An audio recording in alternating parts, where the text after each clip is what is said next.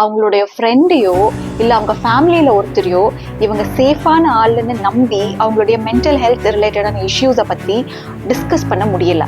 நம்ம எமோஷன்ஸை நம்ம சரியாக ஹேண்டில் பண்ணலைன்னா நம்மளுக்கு நிறைய ரிலேஷன்ஷிப் இஷ்யூஸ் வருதுங்க, கூடவே நிறைய ஸ்ட்ரெஸ்ஸும் வருது. அப்படின்னா எமோஷன்ஸை நம்ம எப்படி ஹேண்டில் பண்ணுறது? முதல்ல எமோஷன்ஸ்னா என்ன?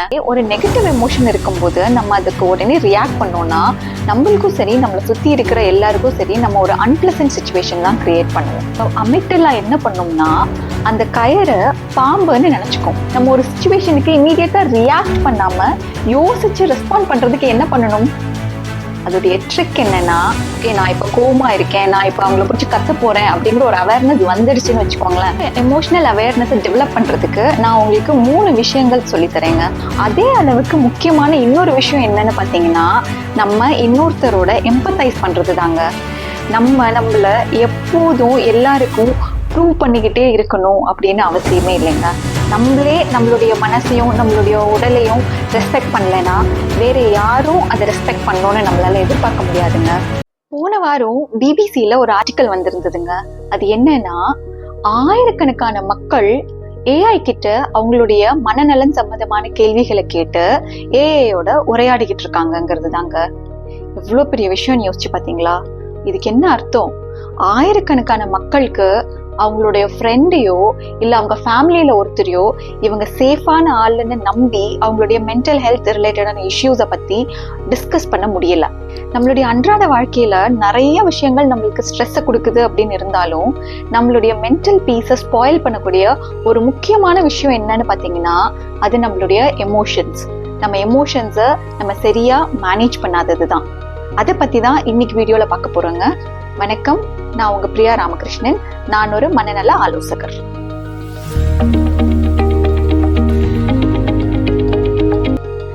போன மாசத்துல ஒருத்தர் கவுன்சிலிங் செஷன் தேவைப்படுது அப்படின்னு சொல்லி எப்படியோ என்னுடைய நம்பரை கண்டுபிடிச்சு எனக்கு கான்டாக்ட் பண்ணியிருந்தாங்க. அதே மாதிரி உங்களுக்கு யாருக்காச்சும் கவுன்சிலிங் செஷன் தேவைப்படுது அப்படின்னு இருக்குன்னா என்னுடைய வாட்ஸ்அப் நம்பரை நான் கீழே டிஸ்கிரிப்ஷன்ல மென்ஷன் பண்ணியிருக்கேன். எனக்கு வாட்ஸ்அப் பண்ணுங்க, உங்களுடைய செஷனை நம்ம பிளாக் பண்ணிக்கலாம். சரி, வாங்க வீடியோக்குள்ள போய்க்கலாம். நம்ம எமோஷன்ஸை நம்ம சரியாக ஹேண்டில் பண்ணலைன்னா நம்மளுக்கு நிறைய ரிலேஷன்ஷிப் இஷ்யூஸ் வருதுங்க, கூடவே நிறைய ஸ்ட்ரெஸ்ஸும் வருது. அப்படின்னா எமோஷன்ஸை நம்ம எப்படி ஹேண்டில் பண்ணுறது? முதல்ல எமோஷன்ஸ்னா என்ன? நம்மளை சுற்றி ஒரு ஈவெண்ட் நடக்குதுன்னு வச்சுக்கோங்களேன். அந்த ஈவெண்ட்னால நம்ம பாடியில் சில ஹார்மோன்ஸ் சுரக்கும். அந்த ஹார்மோன்ஸ்னால நம்மளுக்கு உருவாகக்கூடியது தான் இந்த எமோஷன்ஸ். இந்த எமோஷன்ஸுடைய ரிசல்ட் தான் நம்மளுக்கு வர ஃபீலிங்ஸ். அதாவது அந்த ஈவெண்ட்டை பற்றி நம்ம எப்படி உணர்றோம் அப்படிங்கிறது. இந்த ஃபீலிங்ஸ், அதாவது அந்த உணர்வு, அதை பேஸ் பண்ணி தான் நம்மளுடைய ரியாக்ஷன் அப்படிங்கிறது இருக்கும். இந்த எமோஷன்ஸ் பாசிட்டிவான எமோஷன்ஸாகவும் இருக்கலாம், இல்லை நெகட்டிவான எமோஷன்ஸாகவும் இருக்கலாம். எக்ஸாம்பிளில் உங்களுக்கு எக்ஸ்பிளைன் பண்ணோன்னா, இப்போ யாராச்சும் உங்களுக்கு ஒரு சாக்லேட் கொடுக்குறாங்கன்னு வச்சுக்கோங்களேன். உங்கள் உடம்புல டோபமைன் சுரக்கும். டோபமைனுங்கிற ஹார்மோன் சுரக்கிறதுனால உங்களுக்கு வரக்கூடிய ஃபீலிங் ஹாப்பினஸ் அப்படிங்கிற ஒரு ஃபீலிங்காக இருக்கும். இது பாசிட்டிவ் எமோஷன்னால நம்மளுக்கு வரக்கூடிய ஃபீலிங். இதுவே உங்களை ஒரு நாய் துரத்துதுன்னு வச்சுக்கோங்களேன். அப்போ உங்கள் உடம்புல ஆட்ரினலின் நிறைய ரிலீஸ் ஆகும். அந்த ஆட்ரினலின் சுரக்கிறதுனால உங்களுக்கு வரக்கூடிய ஃபீலிங் ஃபியர் அப்படிங்கிற ஒரு ஃபீலிங்கா இருக்கு இல்லைங்களா? ஸோ இது நெகட்டிவ் எமோஷன் மூலமா நம்மளுக்கு வரக்கூடிய ஒரு ஃபீலிங். ஒரு பாசிட்டிவ் எமோஷனை நம்ம உடனே எக்ஸ்பிரஸ் பண்ணிடுறது மூலியமா நம்மளால யாருக்கும் எந்த விதமான ஒரு ஹார்மும் நடக்க போறது இல்லை இல்லைங்களா? ஏன்னா அந்த ஈவெண்ட்னால வரக்கூடிய ஒரு ஹாப்பினஸை நம்ம இன்னும் மல்டிப்ளை தான் பண்ணுவோம். இதுவே ஒரு நெகட்டிவ் எமோஷன் இருக்கும்போது நம்ம அதுக்கு உடனே ரியாக்ட் பண்ணோம்னா நம்மளுக்கும் சரி நம்மளை சுற்றி இருக்கிற எல்லாருக்கும் சரி நம்ம ஒரு அன்பிளசன்ட் சுச்சுவேஷன் தான் கிரியேட் பண்ணுவோம் இல்லைங்களா? ஸோ நம்மளுடைய நெகட்டிவ் எமோஷன்ஸை தான் ரொம்ப கேர்ஃபுல்லாக ஹேண்டில் பண்ணணும்.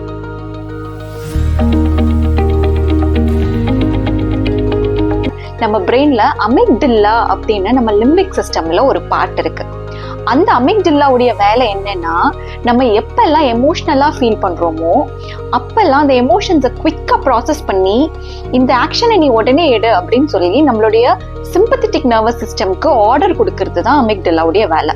சிம்பத்தட்டிக் நர்வஸ் சிஸ்டம் என்ன பண்ணும்னா, அமிக்டலா ஒரு இன்ஸ்ட்ரக்ஷனை கொடுத்தோன்னே அந்த இன்ஸ்ட்ரக்ஷனை உடனே எக்ஸிக்யூட் பண்ணணும் அப்படிங்கிறது தான் ஃபோக்கஸ் பண்ணும். அதனால நம்மளுக்கு யோசிக்கிறதுக்கு நேரமே இருக்காதுங்க.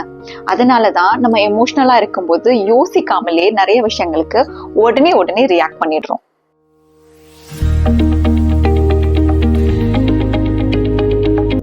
நீங்க நைட் டைம்ல ரோட்ல தனியா நடந்துட்டு போயிட்டு இருக்கீங்கன்னு வச்சுக்கோங்களேன்.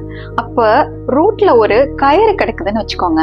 அப்ப உங்க அமிக்டலா என்ன பண்ணும்னா அந்த கயிறை பாம்புன்னு நினைச்சுக்கும். உடனே உங்களுடைய சிம்பத்தட்டிக் நர்வஸ் சிஸ்டம்க்கு அந்த பாம்பால உனக்கு ஆபத்து வர போகுது, அந்த இடத்துல இருந்து உடனே ஓடு அப்படின்னு ஒரு இன்ஸ்ட்ரக்ஷன் கொடுக்கும். உங்க சிம்பத்தட்டிக் நர்வஸ் சிஸ்டமும் அமிக்டலா சொன்ன இன்ஸ்ட்ரக்ஷனை கேட்டு அங்கிருந்து உடனே ஓடிடும். கரெக்டா? ஆனா நல்லா யோசிச்சு பாருங்களேன், அங்க இருந்தது நிஜமான பாம்பாவே இருந்திருந்தா கூட நீங்க ஓடி போன உடனே உங்க மைண்ட்ல அது நிஜமாலுமே பாம்பு தானான்னு பாத்தியா, இன்னொரு வாட்டி போய் செக் பண்ண அப்படின்னு சொல்லும். நீங்களும் திரும்பி வந்து அது பாம்பு தானா இல்ல வேற எதுவுமா அப்படின்னு சொல்லி கிராஸ் செக் பண்ணி கன்ஃபார்ம் பண்ணிருப்பீங்க. கரெக்டுங்களா? இதுதாங்க இந்த எக்ஸாம்பிள் மூலியமா நீங்க நம்ம அமிக்டலாவுடைய ஃபங்க்ஷன் என்னங்கிறத கிளியரா புரிஞ்சுக்க முடியும். சோ இங்க என்ன நடக்குதுன்னா, யோசிக்கிறதுக்கு ஒரு ஃபியூ செகண்ட்ஸ் கூட கொடுக்காம நம்மளுடைய சிம்பத்தட்டிக் நர்வஸ் சிஸ்டம் அமிக்டலா கொடுக்குற இன்ஸ்ட்ரக்ஷனை வச்சு நம்மள இமீடியட்டா ரியாக்ட் பண்ண வச்சிருது. அப்படின்னா நம்ம ஒரு சிச்சுவேஷனுக்கு இமீடியட்டா ரியாக்ட் பண்ணாம யோசிச்சு ரெஸ்பாண்ட் பண்றதுக்கு என்ன பண்ணணும்? அதோடைய ட்ரிக் என்னன்னா, அட்லீஸ்ட் ஒரு ஃபியூ செகண்ட்ஸ், ஒரு 2-3 செகண்ட் ஆவது நம்ம பாஸ் பண்ணி திங்க் பண்ணி இப்படி ரெஸ்பாண்ட் பண்ணன்னு நம்மளுக்கு இன்ஸ்ட்ரக்ஷன் கொடுக்குற வரைக்கும் வெயிட் பண்ணும். அந்த டைமை நம்ம கிரியேட் பண்ணோம். நீங்க எல்லாரும் பிரபுதேவாவுடைய காதலன் படம் பார்த்திருப்பீங்கன்னு நினைக்கிறீங்க.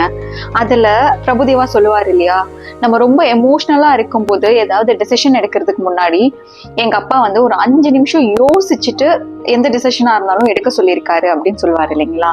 அதுதாங்க நம்மளும் எமோஷனலா இருக்கும்போது நம்ம ரியாக்ட் பண்றதுக்கு முன்னாடி அட்லீஸ்ட் ஒரு 2 to 3 செகண்ட்ஸ் ஆச்சும் யோசிக்கிறதுக்கு கிரியேட் பண்ணி கொடுக்கணும்.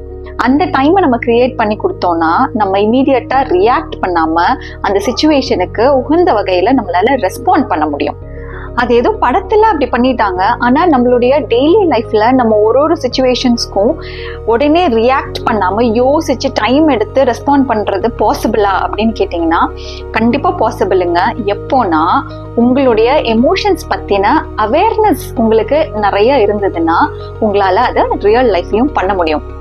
நம்ம எமோஷனல் அவேர்னஸ் அப்படின்னு பேசும்போது நம்மளுக்கு நிறைய ஸ்டேஜஸ் ஆஃப் அவேர்னஸ் இருக்குங்க. ஃபார் எக்ஸாம்பிள், ஒன்று என்னன்னு பார்த்தீங்கன்னா, ஃபர்ஸ்ட் ஸ்டேஜ் பார்த்தீங்கன்னா நம்ம ரியாக்ட் பண்ணிடுவோம் ஒரு சிச்சுவேஷனுக்கு. ரொம்ப எமோஷனலாக இருக்கனால கண்ட்ரோல் பண்ண முடியாமல் ரியாக்ட் பண்ணிடுவோம். அதுக்கப்புறமா கொஞ்சம் நேரம் கழிச்சு இல்லை கொஞ்சம் நாட்கள் கழிச்சு அதுக்காக ஃபீல் பண்ணி அன்னைக்கு நம்ம இப்படி பண்ணியிருக்க கூடாது, அது தப்பு தான் அப்படின்னு ரியலைஸ் பண்ணுவோம். ஸோ இதுதான் வந்து ஃபர்ஸ்ட் ஸ்டேஜ். ஸோ நம்ம எமோஷனலாக இருக்கும்போது என்ன பண்ணுறோம்னு நம்மளுக்கு தெரியறது இல்லை, ஆனால் லேட்டர் அந்த அவேர்னஸ் நம்மளுக்கு வருது. ஒரு எக்ஸாம்பிளுக்கு, உங்க குழந்தை ஏதோ தப்பு பண்றாங்கிறதுக்காக அவங்கள போட்டு பயங்கரமா அடிச்சிடுறீங்க. ஸோ ஒரு நாள் இல்லை 2 நாள் போனதுக்கு அப்புறம் அதை யோசிச்சு ஃபீல் பண்றீங்க, அந்த சின்ன விஷயம் பண்ணதுக்கு நான் அவ்வளோ போட்டு அடிச்சிருக்க வேண்டாமே அப்படின்னு சொல்லிட்டு நீங்க ஃபீல் பண்ணுவீங்க. ஸோ இதை வந்து நம்ம இந்த கேட்டகரியில சேர்த்துக்கலாம். 2வது வகையான அவேர்னஸ் பார்த்தீங்கன்னா கொஞ்சம் பெட்டரா இருக்கும்.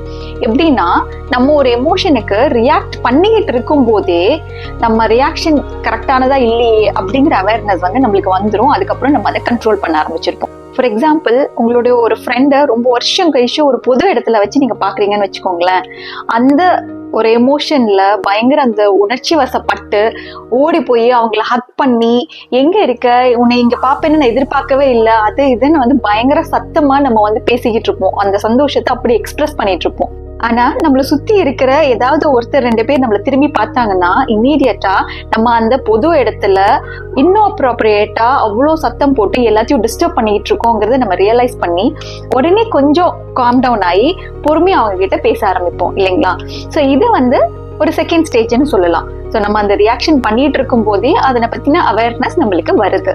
இந்த மாதிரி நிறைய ஸ்டேஜஸ் ஆஃப் அவேர்னஸ் இருந்தாலும் நம்மளுக்கு வேண்டியது எந்த ஸ்டேஜ்னா, நம்ம எமோஷனல் ஆகி ரியாக்ட் பண்றதுக்கு முன்னாடியே நான் இதுக்கு இப்படி ரியாக்ட் பண்ண போறேன், எனக்கு இந்த ஃபீலிங் இருக்கு அப்படின்ற அந்த அவேர்னஸ் வருது பாத்தீங்களா, அந்த ஸ்டேஜ் தான் நம்மளுக்கு வேணும். அப்படி இருந்ததுனா தான் நம்ம ரியாக்ட் பண்ணணுமா இல்லையா அந்த சிச்சுவேஷனுக்கு ஃபர்ஸ்ட், இல்ல ரியாக்ட் பண்ணணும்னா என்ன மாதிரி ரியாக்ட் பண்ணணும் அப்படின்னு யோசிச்சு ப்ராப்பரா அந்த இடத்துக்கு ஏத்த மாதிரி நம்மளால ரெஸ்பாண்ட் பண்ண முடியும். ஃபார் எக்ஸாம்பிள், யாரோ ஒருத்தங்க உங்களுக்கு கோவம் வர மாதிரி நடந்துக்கிறாங்க.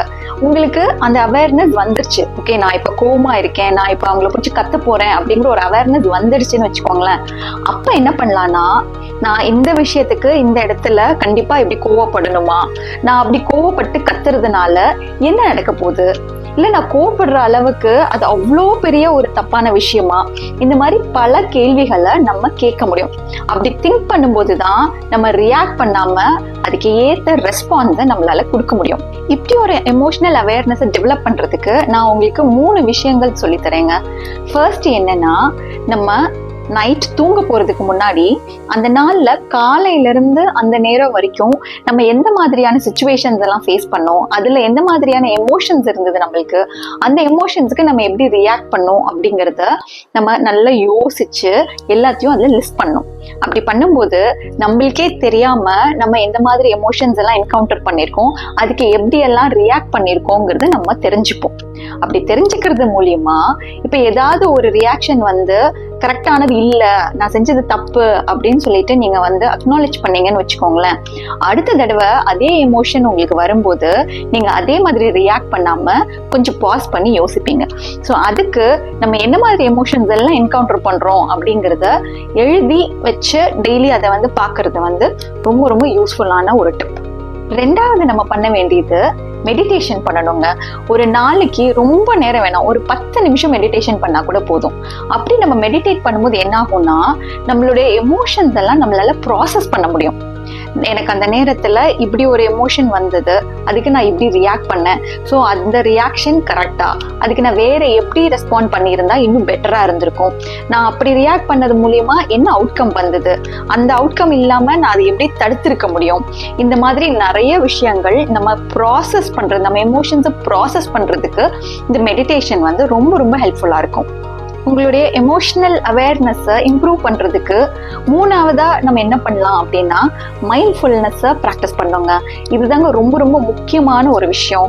மைண்ட்ஃபுல்னஸ்னா என்னன்னா, அந்த நொடி, அந்த நிமிஷம், அந்த இடத்துல நம்ம அந்த வாழ்க்கையை முழுசா வாழறது தாங்க மைண்ட்ஃபுல்னஸ். ஃபார் எக்ஸாம்பிள், நம்ம வந்து சாப்பிடும் போதோ இல்லை ஏதாவது கார்டனிங் இல்லைன்னா ஏதாவது பெயிண்டிங் அந்த மாதிரி ஏதாவது ஆக்டிவிட்டி பண்ணும் போதோ எந்த ஒரு டிஸ்ட்ராக்ஷனும் இல்லாம நம்ம முழு ஈடுபாடோட ஃபுல் கவனத்தோட அந்த விஷயத்த செஞ்சோன்னு வச்சுக்கோங்களேன், அதுதான் மைண்ட்ஃபுல்னஸ்.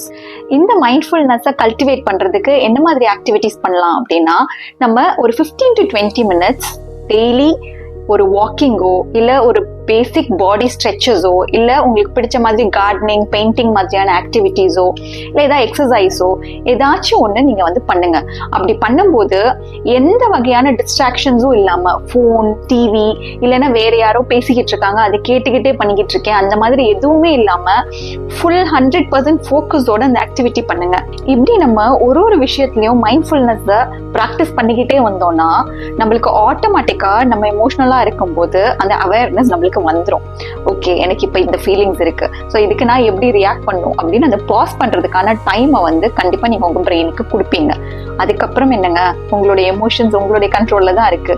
நீங்க எப்படி ரெஸ்பாண்ட் பண்ணணுமோ, அந்த இடத்துக்கு எப்படி ரெஸ்பாண்ட் பண்ணா கரெக்டா இருக்குமோ அதுக்கு ஏத்த மாதிரி திங்க் பண்ணி ரெஸ்பாண்ட் பண்ணுவீங்க.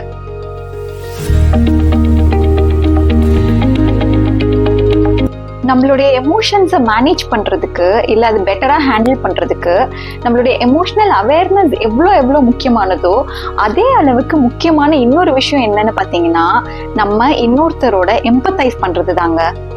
எம்பத்தைசிங் என்னன்னா, அவங்களுடைய இடத்துல இருந்து அவங்க ஏன் அப்படி ரியாக்ட் பண்ணாங்க அப்படின்றத நம்ம புரிஞ்சுக்க ட்ரை பண்றது தான்.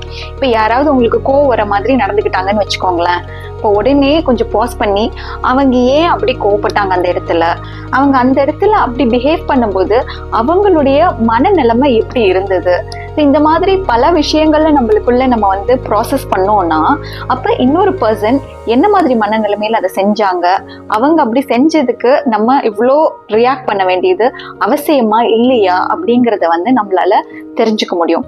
இதன் மூலமா நம்மளுடைய எமோஷன்ஸை நம்ம இன்னும் பெட்டரா மேனேஜ் பண்ண முடியுங்க.